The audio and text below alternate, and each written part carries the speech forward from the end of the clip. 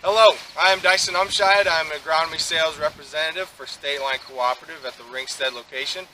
Today we're going to be talking a little bit about what you should be looking for in season as far as your crops.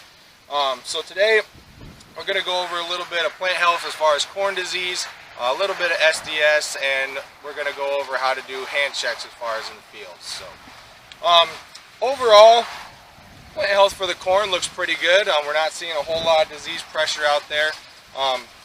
Things have been looking really good as far as the year that we've had.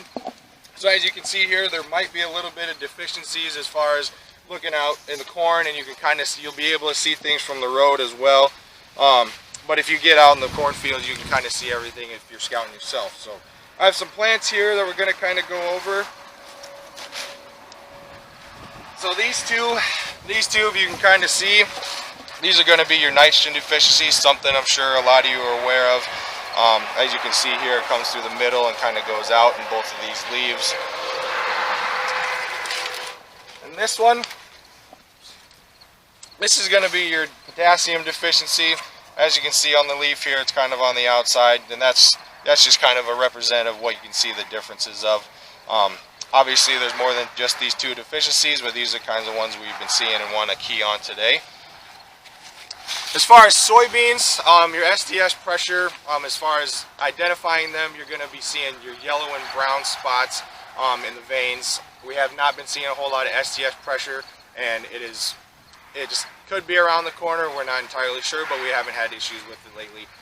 Symptoms for SDS typically come from early planting conditions in wet and cool soils.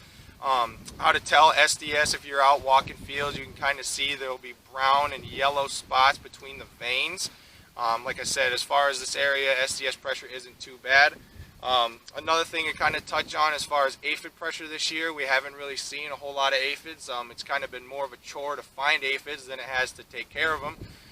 But as you can see, we have a healthier lower canopy as far as where fungicide was applicated.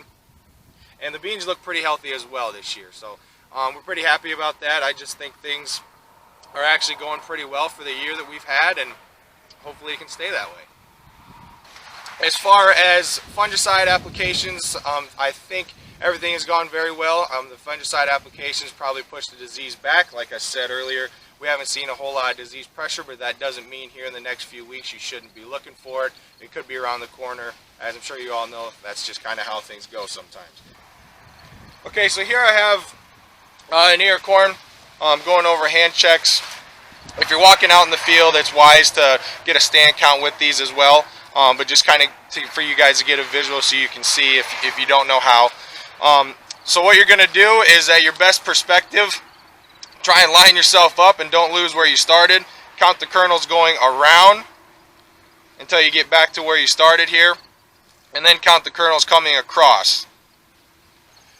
As always, if you guys have any questions at all, don't be afraid to get a hold of your StateLine agronomist, and we're always here and happy to help you out. And thank you so much.